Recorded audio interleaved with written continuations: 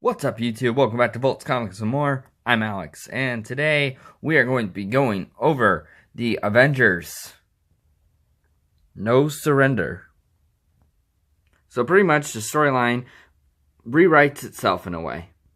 Just in case you're wondering why this cover looks so familiar, it's probably because you've seen it before in the past, such as the Avengers number 1. The Avengers number 1 features the coming of Iron Man, Hulk, Thor, Ant-Man, and the Wasp, all battling up against Loki. Now, as most of you know, the Avengers are a group of people that come together that fight the battles that no other person can fight. And on that day, those group of people became the Avengers. The mighty Thor, Prince of Asgard. The Incredible Hulk, strongest hero there is. Iron Man, the Armored Avenger. Ant-Man and the Wasp. And together they became the Avengers. But now the story has been rewritten with the coming of Voyager. Now Voyager has appeared in here now as a lost member of the Avengers. With her return, everybody is remembering who she was and all of her different appearances and how she made it all through the different Avengers teams that happened over the years, such as Classic Avengers, The Avengers, and Avengers number 58.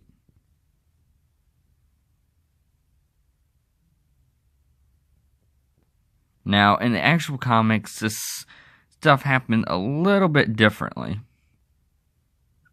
Such as the way that she talks and who, like, it was actually someone else who had said different things, such as, you know, even an android can cry. Avengers assemble. We're the Avengers. Against Earth's mighty superheroes.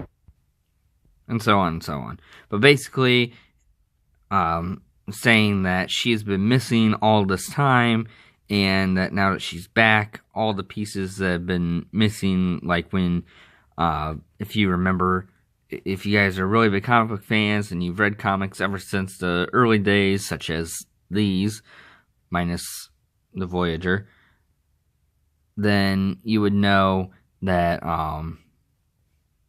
there's a bunch of differences here that kind of put the origin into a new perspective in a way. Even Hercules remembers when she was an Avenger. Back in Avengers number 70. So basically, Voyager has the ability to, as you see down there in the bottom corner, where she says, wait, my portal field is reacting with your powers. So she can basically create portal fields is the biggest thing that she's been doing. Basically, her powers are to portal into different places, and she kind of uses that same portal power to fight alongside all of her fellow Avengers. And basically everything that's happening now, the origins are all being, not really rewritten, but the origin of the Avengers are being rewritten because of her appearance. But pretty much how they explain how she's woken up is because of what's happening in No Surrender. And the Earth has actually been stolen. And right now, they kind of don't know where they are exactly, for sure, because all communications are pretty much lost. Everything's gone. No Earth, no Moon. And pretty much the reason behind all of it is that the fact that this one being that goes by the Challenger has, by pretty much what his name states, challenged another being known as the Grandmaster. And if you guys know anything about the Grandmaster, you know that this is pretty much all a game. The Earth has been stolen and is a battleground for the Grandmaster and the Challengers teams, who consist of the Lethal Legion and the Black Order. Now over here we have the Black Order, consisting of Black Dwarf, Proxima Midnight, Ebony Maw, Black Swan, Corvus Glaive, and Supergiant. And if you're thinking that he looks so familiar, it's because in the movie he's going to be called Cole Obsidian, but in the comics his actual name is the Black Dwarf. So if you see this guy in the movies and they're calling him Cole Obsidian, that's pretty much why. But Cole Obsidian, they actually got that name from the Black Order, because that's part of, like, they sometimes call themselves the Cole Obsidian. I feel like they do that when they're pretty much away from Thanos, because Thanos pretty much gave them the name Black Order, if I remember correctly. Correct me if I'm wrong on that, but basically, that's just where they got the name for, or that's where the directors got the name Cole Obsidian for Black Dwarf there. But moving on to the Lethal Legion, you have Freeing the Other, Drawl, Gladiator from Beyond the Stars, Captain Glory, the Blood Brothers, Mentacle, and Moylan, the all-new Metal Master. So just another recap. The Earth has been stolen and is pretty much being run by the Grandmaster and the Challenger in a game that consists of the Black Order versus the Lethal Legion. And pretty much the Avengers are being used as pawns in this whole sick-twisted game that they're playing against each other. So a little bit of backstory on who the Challenger actually is. He and the Grandmaster are both members of beings that are known as the Elders.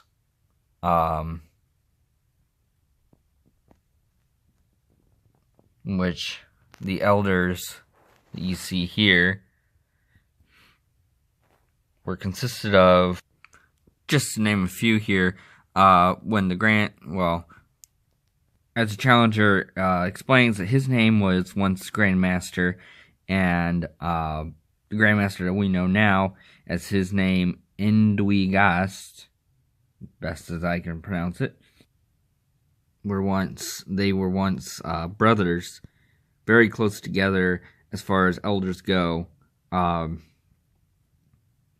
So other than back then, Challenger being the Grandmaster and him being Endwigast, the others consisted of Tanalier going by the Collector, Ord Zianzis is the Gardener,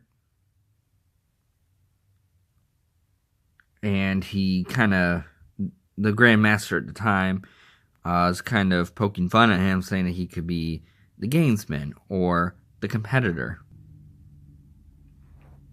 But kind of seems like he has some other plans for that. They have one final game to score all games. And, of course, did not end very good for the Grandmaster, as his title was stripped away. And of course, that did not make him very happy, so he is now back for revenge on who now calls himself the Grandmaster. And just so you guys know what this whole game is actually all about, they are scattering these, what they call pyramids or pyramids all around the Earth, and basically each team has to collect them. Now, once they collect them, though, therein lies the problem. They actually get teleported to the game room, and here you see Black Dwarf encased in blue crystal, while the Human Torch is encased in a pinkish purplish crystal. They both had ended up grabbing a pyramid, and it just instantly vanished them. Everybody thinks that they are both dead, but are in all actuality just encased as trophies for now. Now, this entire story is actually still going on, so I can't really do a whole full video on it. There are a lot more than just that right now. Currently, they're on number 11, but that may change tomorrow with the new comic book day happening. And number 11 was one of them that I just picked up, so I probably won't be doing this part in this video today. But it pretty much just kind of gives you a in-depth detail of what the No Surrender is all about. Basically, like I said, the Earth is destroyed, or not destroyed, but the Earth has been moved. It's because of the Grandmaster and because of the Challenger, just basically wanting to get even with each other, even out the score from what happened before.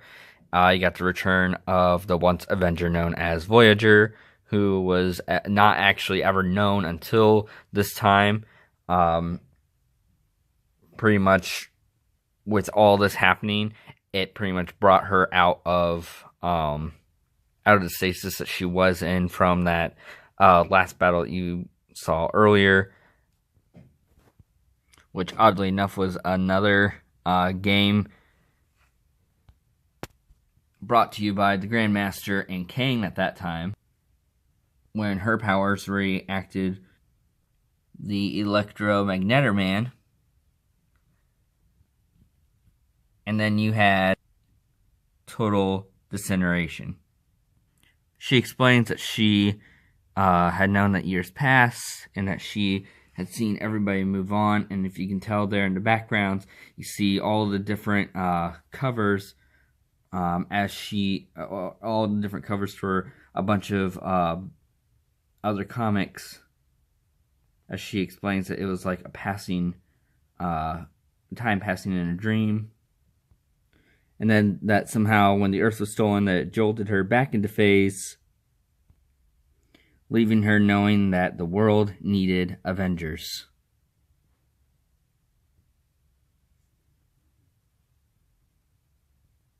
And of course, another thing that you got going on in the crazy game is the fact that pretty much nobody is getting along very well. A lot of people blaming themselves for a lot of things that have happened, such as them thinking that Johnny Storm is now dead, or the fact that some Avengers, such as Division there, are actually frozen in some sort of stasis, and even the fact that Jarvis has been very, very badly injured, to the point where we don't know if he's going to survive or not. There's a bunch of speculation happening with that. Again, you have all these different Avengers teams that are coming together, and even within their own, such as like the Unity Squad, even within their own ranks, none of them are truly getting along very well. So they all have to figure out a way to work together and to complete these games so that they can win the Earth back. I'll probably end up doing another video on this kind of as it ends, but for right now there are still quite a few issues to come out for it, and I think that there are actually more than what is being shown here at the back here. And yeah, spoiler alert, the Hulk is back. And actually, there's been a new preview that has come out for future comics showing a lot of different heroes here that are coming back in different kind of, again, you're getting into a bunch of number ones again, which back in the day, number one kind of meant something a little bit more than it does now, but still going to be a very interesting read, especially since they're trying to bring back all the different characters, or not all, but most of the different characters that have recently died, which Iron Man, he was pretty much just in a coma, but the whole reason why I even went into this was just to show you guys what is coming up and what is going to be coming out of or from this No Surrender storyline. And here we have the Immortal Hulk. So Bruce Banner is back and seems to be stronger than ever. You got Deadpool coming back into number one. I'm very excited to see this story get started with Ant-Man and the Wasp.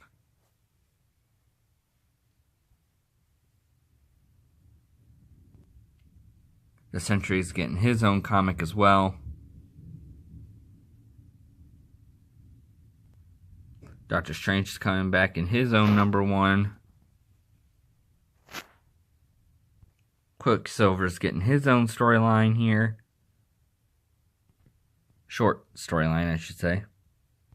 And of course, the Avengers are starting over as well, with a more of a classic tale, classic heroes, new power upgrades. You also have a new story on Venom. Marvel's 2-in-1 is coming out with a annual. True Believers month will be Ant-Man.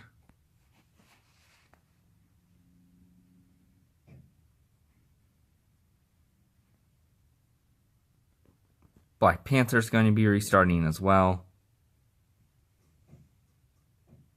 Domino's going to be getting her own storyline.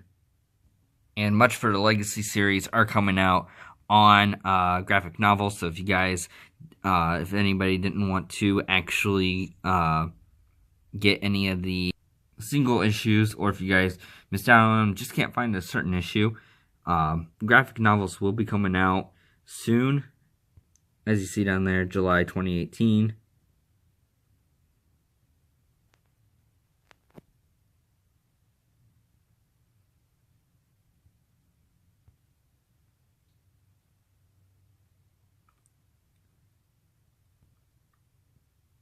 And these are just some of my personal favorite storylines so far from collecting the single issues.